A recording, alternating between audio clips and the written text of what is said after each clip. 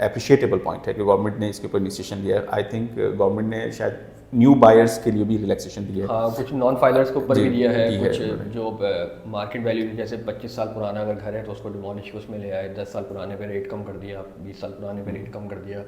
और first buyer को भी इन्होंने टैक्स फर्स्ट बायर को भी दे रहे हैं, मेरे ख्याल में 5 करोड़ या 10 करोड़ तक की जिसकी फर्स्ट बाइंग है, कुछ उससे भी कुछ नहीं कर रहे। तो कुछ पॉइंट्स इन्होंने कहे हैं, अभी वो फुल एंड फाइनल अभी तो मतलब आवाज़ें हैं, क्या वो फुल एंड फाइनल आता है वो फिर देखते हैं, बट वो फॉर द बेस्ट वही बात है कि अभी तक तो मामला अच्छे नज़र आ रहे हैं अल्हम्दुलिल्लाह। तो आप portion comparatively apartment, what's your suggestion on that? देखिए, इट्स योर, सबसे पहले तो ना इट्स योर ओन चॉइस। आप अपना कॉस्ट बेनिफिट एनालिसिस करें कि आपको क्या सूट करता है, क्या सूट नहीं करता। आप अगर पोर्शन में आते हैं तो उसका थोड़ा सा जो वो एक लीगल स्टेटस है उसके ऊपर मसला आता है, जो उसकी सबलीस होती है। ऑल्दो आप सबलीस कराते हैं, पावर करवाते हैं, कुछ भी कराते हैं, रजिस्ट्री भी कराते हैं, आप गवर्नमेंट को टैक्सेस देते हैं उसके ऊपर, बट गवर्नमेंट की नज़र में आप फिर भी इलीगल हैं। ये बहुत, मैं कह सकता हूँ, मजाक है, क्या है। लेकिन आप ये समझते नहीं है कि एज ए टर्म्स अगर आप पोर्शन की तरफ जाते हैं, डेफिनेटली पोर्शन पे रहने को आपको एक फील तो आ जाती है कि आपका स्मॉल नंबर ऑफ पीपल हैं, आपको यूनिट्स भी कम मिल रहे हैं, आपको बेनिफिट भी हैं, लेकिन चैलेंजेस इन टर्म्स ऑफ जो बात हुई परसेप्शन की, कि डेफिनेटली उसकी रिफॉर्मेशन तो वही है जो एक अपार्टमेंट की होती है। जिस तरह परसेंट ऑफ डिवीजन हो गया, जिस तरह 1000 गज की ज़मीन है उस पर अगर 100 फ्लैट हैं तो इसका मतलब है कि every person is going to be a stakeholder of 1% out of it. और एक पोर्शन है उसके अंदर अगर 3 बन गए तो 33% या 20%, 25% अकॉर्डिंग टू द डिवीजन वो उसको पोजीशन कर देते हैं। लेकिन यहाँ पे जो सबसे बड़ा चैलेंज आता है, isn't do you feel like that कि टैक्सेशन के हवाले से, क्योंकि आपको ऊपर टैक्स जो होता है वो अप्लाई 33% के फॉर्म पे नहीं हो रहा होता, आपको ऊपर टैक्सेशन जो हो रहा है वो 100% लैंड वैल्यू के। मैं इसमें आपकी बात थोड़ी सी काटूंगा। अब बेसिकली जो सेल्डीड वाला ऑप्शन आया है ना, उसमें आपका टैक्स भी 33% के हिसाब से डिवाइड होता है। मतलब आपने एक प्लॉट खरीदा, उस पर 3 पोर्शन बनाया, 3 लोगों को बेच दिए। अब जब उन 3 लोगों को बेचा तो आपके पास 2 ऑप्शन थे। पहले तो आप सबलीस लेते थे, सबलीस तो वो मतलब जाली है, लेकिन उस पर भी आप गवर्नमेंट को पूरे टैक्सेस दे रहे हो, पूरा 100% के हिसाब से दे रहे हैं। लेकिन अब जो आप सेल डीड देते हैं ना कॉस्ट ऑफ लैंड के अंदर, तो फर्ज करें 10 रुपये का टैक्स है, वो 3 में डिवाइड होगा। 10 रुपये की अगर जो भी मामला है वो डिवाइडेड बाई 3 या डिवाइडेड बाई 4 होंगे, तो उसमें आप प्रॉपर लैंड ऑनर हो रहे हैं। लेकिन वकास यहाँ पे बहुत ज़्यादा पेचीदगियाँ आती हैं जो एक जनरल मासेस उसको अंडरस्टैंड नहीं कर पाते, क्योंकि डेफिनेटली जब आप पोर्शन के ऊपर जाते हैं और लैंड की डिसीजन ले रहे होते हैं तो यहाँ पे बेसिकली ऑफिशियल और अनऑफिशियल बाइफिकेशन की भी बात आ जाती है। बहुत सारे पोर्शन ऐसे हैं जो 1000 गज के बाइफिकेटेड हैं या 600 गज के बाइफिकेटेड हैं। अब आप देखते हैं तो लीगली टर्म्स के ऊपर आप कहते हैं कि 400 गज की बाइफिकेशन जो है 2002 के बाद से बंद थी। तो अब आपको बहुत सारे ऐसे भी मिलेंगे 400 गज के जो आज के दौर में उन्होंने उसको डिवाइड किए, बनाए हुए, उसके ऊपर 3-3 पोर्शन 4 डिवाइड किए हुए हैं, लेकिन वो अनऑफिशियल बाइफिकेशन है। फर्दर जो है अनऑफिशियल के अंदर फिर सबलीज की डिवीजन जो बेसिकली अनडिवाइडेड शेयर कहलाता है, उस प्रोस्पेक्ट के ऊपर चले जाते हैं। तो अब जिस तरह 600 गज की लैंड है 2018 से उसकी ऑफिशियल बाइफिकेशन बंद हुई है।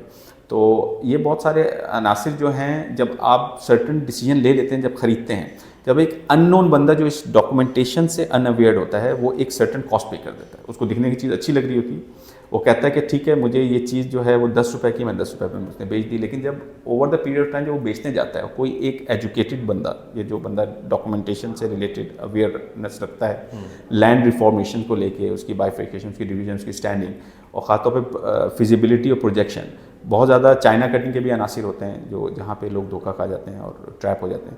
तो फिर वहाँ पे उनको रीसेल वैल्यू के ऊपर उनको चैलेंजेस आते हैं। लेकिन डोंट यू फील लाइक कि इसके के मुकाबले में एक सर्टन लैंड के ऊपर जब अपार्टमेंट बिट हुआ तो यहाँ पे आप डिसीजन लेते हैं तो वो आपको एक सिक्योर इन्वेस्टमेंट दे रहा होता है। मैंने आपसे ये बात कही ना कि आप अपना कॉस्ट एंड बेनिफिट एनालिसिस करें, आपको क्या चीज़ सूट करती है। देन दूसरी बात जो आपकी बाइफिकेशन वाली बात है, बेसिकली जो अनडिवाइडेड शेयर का है ये 399 स्क्वायर यार्ड्स तक है, उससे ऊपर का नहीं है। ये 400 को जो बाइफिकेट करते हैं, 600 को या 1000 स्क्वायर यार्ड्स को बाइफिकेट करते हैं, उसके ऊपर ये नहीं है। ये मैक्सिमम 399 स्क्वायर यार्ड्स तक है। एक फ्लोर पे एक पोर्शन होगा जिसमें कहते हैं हम एक किचन होगा, एक फ्लोर पे एक यूनिट, ये सिर्फ उसके ऊपर है। उस ऊपर जितने भी आप समझते हैं कि लोग इतना इसको पॉजिटिवली फॉलो कर रहे होते हैं? देखिए ये भी तो क्वेश्चन है ना, नहीं करते। इसमें दोनों तरफ से है ना, आप बना रहे हैं तो आप इसीलिए बना रहे हैं ना कि यहाँ कोई खरीद रहे हैं। ऐसे लोग खरीदना बंद कर देंगे, आप बनाना बंद कर देंगे। आप नाज़िमाबाद में, याख्ताबाद में इधर उधर जाते हैं, 80 गज पे, 120 गज के ऊपर ग्राउंड प्लस 5, ग्राउंड प्लस 6 है, और वो कैसे बनती हैं और कैसे गिरती हैं आपको पता है। लेकिन जो लोग बना रहे हैं इसीलिए बना रहे हैं कि लोग खरीद रहे हैं। तो अब ये फिर वही बात है कि जब आप किसी प्रोफेशनल बंदे के पास जाएंगे आपको प्रॉपर गाइडेंस देगा, नहीं जाएंगे तो फिर आपको कुछ भी पहनाएगा। बाद में फिर आप बैठे रहेंगे कि यार ये अच्छा, एज अ लेमैन अगर आप समझते हैं कि अगर आपके हाथ में डिसीजन हो तो would you prefer to buy, आपको 1500-1600 स्क्वायर फीट का अपार्टमेंट का ऑप्शन है बाय करने का, इसके कंपेरेटिवली आप बोलते हैं कि मैं 1800-2000 स्क्वायर फीट का पोर्शन खरीदता हूँ, तो वुड गो फॉर दैट? देखिए, अगर मेरी पर्सनली चॉइस पे जाएंगे तो मैं पोर्शन के ऊपर जाऊँगा अनडिवाइडेड शेयर के ऊपर, क्योंकि मुझे मेरी फैमिली को वो सूट करता है। अब लेकिन वही बात है, इट्स योर चॉइस के आपको क्या सूट करता है, आप पे क्या मामला हैं। तो why you are attach with, जब आप साइमा की बात करते हैं तो you are delivering lump sum projects on that, तो आप नॉर्मली आपको बहुत सारे कस्टमर्स आते होंगे, तो how you make up their mind on that? आपको कस्टमर आता है वो बोलता है कि मैं पोर्शन पे जाना चाहता हूँ, इसमें एक ना बहुत ह्यूज डिफरेंस है साइमा में और पोर्शंस में ना। साइमा में आप चीज़ खरीदते हैं 3 साल 4 साल 5 साल के पेमेंट प्लान के ऊपर, ऑफ प्लान मार्केट है, वहाँ पे आप इंस्टॉलमेंट्स में पैसे देते हैं। पोर्शन आपको इंस्टॉलमेंट्स में नहीं मिलता, मैक्सिमम भी आपको 6 मंथ्स का पेमेंट टाइम मिलता है कि आज मैंने ही शुरू किया है, ग्राउंड पे स्क्रू बनाना है, 6 महीने में मैं ये साइट कंप्लीट कर दूँगा, आपके पास 6 महीने का टाइम है मैक्सिमम। देन फिर वही बात है, बहुत सारे लोग जो आपके प्रोजेक्ट्स बनते हैं वो बिल्कुल रोड के ऊपर बनते हैं। अब आप किसी का कन्वेंस इशू है, जो पब्लिक ट्रांसपोर्ट यूज़ करता है, घर में एक गाड़ी है 4 लोग जाने वाले हैं, तो वो प्रीफर करते हैं कि रोड से नज़दीक कोई अपार्टमेंट मिल जाए। जिनके पास कोई कन्वेंस का ऐसा इशू नहीं है, कुछ मामला नहीं है, वो प्रीफर करते हैं पोर्शन मिल जाए। तो फिर वही बात है, इट डिपेंड्स, इट्स वेरी, मतलब ये वेरी करता है कि क्लाइंट टू क्लाइंट कि वो क्या चूज़ करते हैं। ओके, तो अभी आपने ओवरऑल कोई नया प्रोजेक्ट है जिसके ऊपर अभी आप काम कर रहे हैं? प्रोजेक्ट्स हमारे काफ़ी सारे चल रहे हैं। साइमा ईस्ट एवेन्यू है, उसके भी एक्सटेंशन के मामलात हैं। फिर अभी नॉर्थ आज़ाबाद में लॉन्च किया है, 3-4 और पाइपलाइन में है, वो मैं भी नहीं बता सकता क्योंकि वो कॉन्फिडेंशियल है।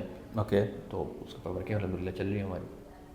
अच्छा, बिसाइड ऑफ दैट आप क्या समझते हैं कि एक हाई राइज प्रोजेक्ट के ऊपर क्या क्या चैलेंजेस हैं जो एज अ पर्सन आप समझते हैं कि इंसान को चैलेंज फेस करने पड़ते हैं, और जब एक नॉर्मल एक कस्टमर आता है बुकिंग के लिए, तो कौन से पॉइंट्स हैं जो उसके रिजर्वेशन होते हैं, जो आप उसके बारे में कॉन्शियस होते हैं, कंसर्न होते हैं, और आप समझते हैं कि एज अ जनरल बायर हर आदमी को इन पॉइंट पे होना चाहिए कंसर्न जब वो बुकिंग करने के लिए जा रहा हो किसी? लेकिन सबसे पहले तो आप ये देखें कि आप जिस भी प्रोजेक्ट में जा रहे हैं वो बिल्डर क्या है, उसकी क्या क्रेडिबिलिटी है, आया उसके पास इतने फंड्स हैं कि इन केस अगर 1-1.5 साल उसके पास रिकवरी कम होती है तो वो अपनी जेब से प्रोजेक्ट बना दे।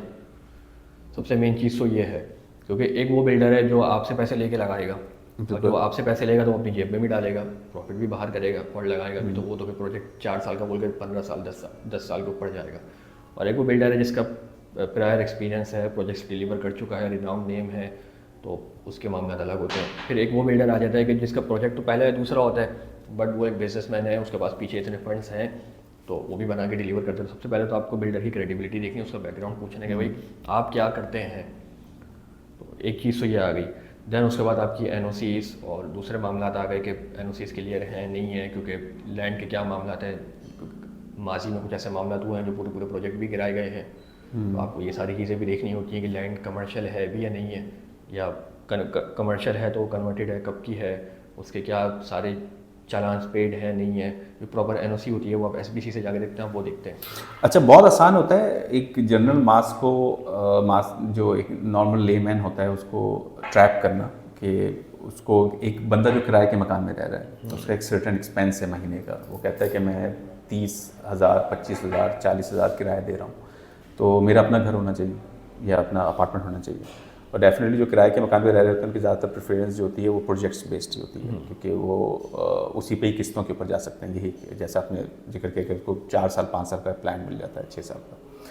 तो यहाँ पर जब हम आते हैं तो आपने देखा होगा, जो आपने ऑब्जर्व भी किया होगा, जो हमने भी इसको ऑब्जर्व किया, कि लोग ट्रैप हो जाते हैं पेमेंट प्लान्स के ऊपर। एग्जैक्टली।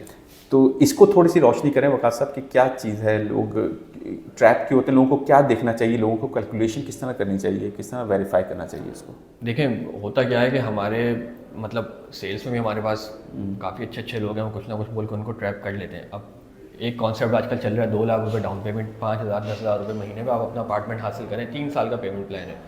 अब आपने 2 लाख रुपये डाउन पेमेंट कर दी, अगर आप 10,000 रुपये महीने के हिसाब से भी जाते हैं तो 1 साल में आप 1,20,000 देते हैं, 2 साल में 2,40,000 रुपये देते हैं, 3 साल में 3,60,000 रुपये देते हैं। 3,60,000 रुपये ये, 2 लाख रुपये डाउन पेमेंट, ये आपके बन गए 5,60,000 रुपये। क्या 5,60,000 रुपये में पॉसिबल है 2 बेड लाउंज का अपार्टमेंट, वो भी इन हालात में जब इन्फ्लेशन इतना स्काई रॉकेट है। बिल्कुल ऐसे ही। जंगल में प्लॉट भी नहीं मिलता आपको, कब्जे की ज़मीन गोड की जगह पे 120 गज की 80 गज की 5,60,000। अक्सर तो नजर आता है कि 20 लाख में अपना घर ले लें, अपना प्लॉट ले लें, और तो आदमी अब जाके वो उसमें फिर या तो वो डेवलपमेंट चार्जेस लगाते हैं, या फिर वो इन्फ्लेशन या एक्सीलरेशन चार्जेस लगाते हैं, या अल्टीमेटली वो होता है कि बिल्डर भाग जाता है। अब इसमें गलती आपकी है, आपने 2 लाख रुपए डाउन पेमेंट देखी, 10,000 रुपये महीना देखा, आपने कुछ बुक करा लिया। आप अपनी कैलकुलेशन तो करें कि मैं अगर 3 साल में या 4 साल में इतनी पेमेंट दूंगा तो क्या इतनी पेमेंट में आज कुछ मिल रहा है मुझे। आप जिस एरिया में 2 लाख रुपए डाउन पेमेंट 10,000 रुपये महीने में अपार्टमेंट बुक करा रहे हैं, वहाँ पे जाके थोड़ा सा सर्वे करें, कुछ नहीं करें। डिफरेंट हमारे पास प्लेटफॉर्म्स हैं सोशल मीडिया के ऊपर, फेसबुक मार्केट प्लेस है, दूसरे प्लेटफॉर्म्स हैं, आप वहाँ पे सर्चिंग करें, हंटिंग करें कि भाई यहाँ पे इस टाइम पे 2 बेड लाउंज का अपार्टमेंट कितने का है। फर्ज करें वहाँ अपार्टमेंट 25 लाख रुपए का है। अब अगर बिल्डर आपको 35 लाख रुपए में 40 लाख रुपए में दे रहा है तो फिर तो आप ले लें, क्योंकि ऑब्वियस है बिल्डर आज अगर कैश पे जो चीज़ मिल रही है वो ऑफ प्लान पे आपको उससे महंगी मिलेगी, क्योंकि यहाँ पे आपको कैश पे 1 शॉट पेमेंट करनी है, आपको 3 से 4 साल के टाइम स्पैन में पेमेंट करनी है। लेकिन अगर यहाँ अपार्टमेंट मिल रहा है 25 लाख रुपए का कैश के ऊपर, आपकी जो पेमेंट बन रही है वो 5 लाख रुपए बन रही है टोटल, जो आपने 3 साल में पे ऑफ किए हैं, तो ऑब्वियस है ना उसमें कहीं ना कहीं कुछ ना कुछ तो शेडी मामला होंगे। अब अगर आप उसको ओवरकम कर लेते हैं, देख लेते हैं, तो वेल एंड गुड है, वरना फिर वही होता है कि आपने जाके बुक करा लिया, बाद में फिर आप नैब के चक्कर, कोर्ट के चक्कर, इसके चक्कर, और ये मामला चलते रहते हैं। वो बिल्डर पैसे लेके भाग गया, उस डेवलपर ने ये कर दिया, वहाँ उससे एक्स्ट्रा चार्जेस लगा दिए। ऑब्वियस है वो लगाएगा अपनी जेब से तो नहीं देगा आपको, उसने कहीं ना कहीं आपको ट्रैक किया। ऐसे ही है।